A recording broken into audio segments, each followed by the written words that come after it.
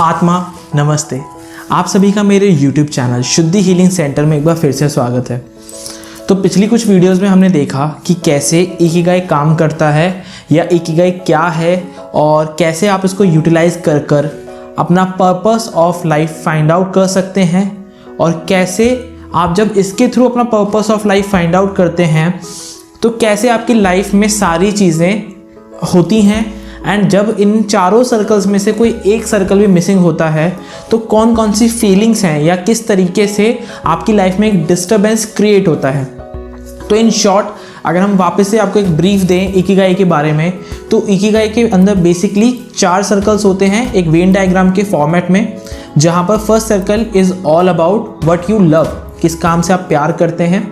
Second circle, आप उस काम में कितने अच्छे हैं या आप किस काम में बहुत ज़्यादा अच्छे हैं। Third circle is all about कि क्या आप उस काम से एक इनकम जनरेट कर सकते हैं।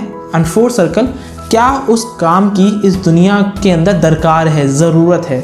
तो अगर आप किसी काम से प्यार भी करते हैं, आप उस काम के अंदर अच्छे भी हैं, आप उससे एक इनकम भी जनरेट कर रहे हैं एंड उस चीज़ की इस दुनिया में रिक्वायरमेंट भी है, दरकार भी है, नीड है, तो द पर्पस, आपको अपनी लाइफ का पर्पस पता चलता है। एंड जब आप उस पर्पस के अकॉर्डिंग काम करते हैं तो आप एक बहुत ही ज़्यादा एनर्जेटिक वे में, बहुत ज़्यादा हैप्पीली, बहुत ज़्यादा एंथुसियास्टिकली काम कर पाते हैं। बहुत ज़्यादा पैशनेट होंगे आप उन चीज़ों को लेकर जब आपके ये चारों सर्कल किसी एक काम से टिक हो रहे होंगे। अगर आपके पास कोई भी काम है जिसको आपको लगता है कि उस काम को करके आपके ये चारों सर्कल पूरे हो सकते हैं, देन आपको वो काम ज़रूर करना चाहिए, because that is your purpose of life. अगर इसी इकिगाई के बारे में हम बात करें और इसकी एक केस स्टडी को समझने की कोशिश करें तो आप सभी ने कपिल शर्मा का नाम तो ज़रूर ही सुना होगा, the great comedian Kapil Sharma. So Kapil Sharma Amritsar से हैं। तो जब वो अमृतसर में थे और उनके फादर पुलिस में थे, उनको कैंसर हुआ, उनकी डेथ हो गई। आफ्टर दैट कपिल शर्मा का स्ट्रगल शुरू हुआ। सो बेसिकली वो अमृतसर से निकले and the great Indian laughter challenge तक गए। उसके बीच में अपने कॉलेज के दौरान उन्होंने कई सारे प्लेस किए, कई सारे थिएटर के अंदर पार्टिसिपेट किया, कई नुक्कड़ नाटक किए।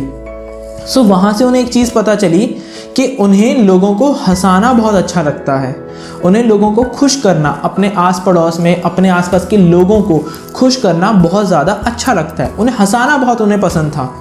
तो उस एक टैलेंट के ऊपर एक वो काम जिसको वो प्यार करते थे, वो the great Indian laughter challenge में गए। एंड वहाँ पे पार्टिसिपेट करने के बाद उन्होंने उसका the great Indian laughter challenge का टाइटल जीता, बिकॉज वो उस काम में बहुत ज़्यादा अच्छे भी थे।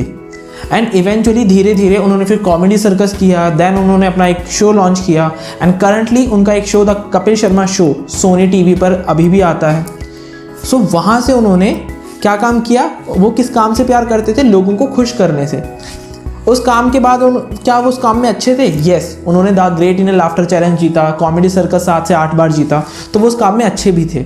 देन उन्होंने उस काम से एक इनकम जनरेट करनी शुरू करी, टीवी शोज़ किए, इवेंट्स किए, उसके बाद लाइव शोज़ किए, उसके बाद अपना शो लॉन्च किया, प्रोडक्शन हाउस खोला। सो उन्होंने वहीं से एक इनकम भी जनरेट करी।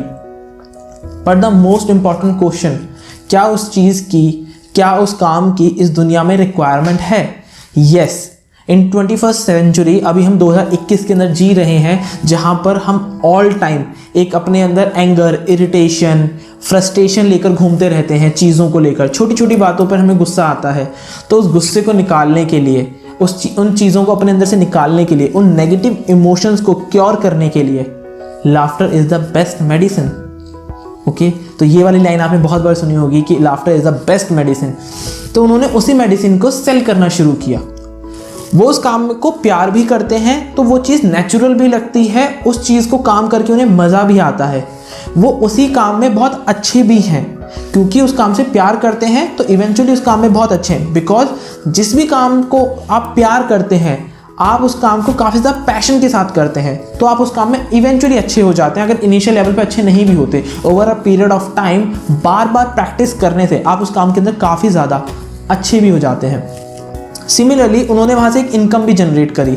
उन्होंने कई सारे शोज़ किए, लाइव शोज़, अपना खुद का शो बनाया, प्रोडक्शन हाउस खोला। सो उन्होंने वहाँ से एक इनकम भी जनरेट करी। That is the third circle of Ikigai. First काम से प्यार, सेकंड काम में अच्छे, थर्ड वहाँ से एक इनकम, एंड फोर्थ उस चीज़ की दुनिया के लिए रिक्वायरमेंट। तो laughter is the best medicine. तो उन्होंने उस चीज़ को बनाया। यहाँ से उनकी लाइफ का पैशन, उनकी लाइफ का प्रोफेशन, उनकी लाइफ का वोकेशन और उनकी लाइफ का मिशन, ये चारों चीज़ें इकिगाई के थ्रू कंप्लीट हुई। So by this thing we can conclude कि अगर आप कोई ऐसा काम कर रहे हैं जो इन चारों सर्कल्स को फुलफिल करता है तो वो आपको इमेंस प्लेजर भी देगा, खुशी भी देगा और आपको बहुत ज़्यादा ग्रेटफुल फील भी दिलाएगा। आप उस चीज़ के लिए बहुत ज़्यादा ग्रेटिट्यूड शो करेंगे। सिमिलरली आप उस चीज़ के अंदर over a period of time bar bar practice करते रहेंगे क्योंकि आप उस चीज़ के लिए पैशनेट हैं, आप उस काम में अच्छे भी हो जाएंगे। थर्ड पॉइंट, आप उस काम से जब काम करेंगे और वो काम कुछ ऐसा करेंगे जहाँ से आप इनकम जनरेट कर सकते हैं तो आपकी बेसिक नीड्स भी पूरी हो रही होंगी, या जो भी लाइफस्टाइल आप अपने लिए सोचते हैं आप वो भी पूरा कर पा रहे होंगे। तो तीनों circle and the fourth circle is all about your mission, कि क्या दुनिया को उसकी रिक्वायरमेंट है। तो यस, आप कोई भी काम कर रहे हैं, आप क्या अगर इनके चारों सर्कल्स को देखें इकिगाई के तो आपको पता चलेगा कि यही आपका पर्पस ऑफ लाइफ है। सो इसी के साथ कुछ और केस स्टडीज़ लेकर इकिगाई के ऊपर ही हम जल्दी आपसे मिलेंगे। टिल देन, आत्मा नमस्ते।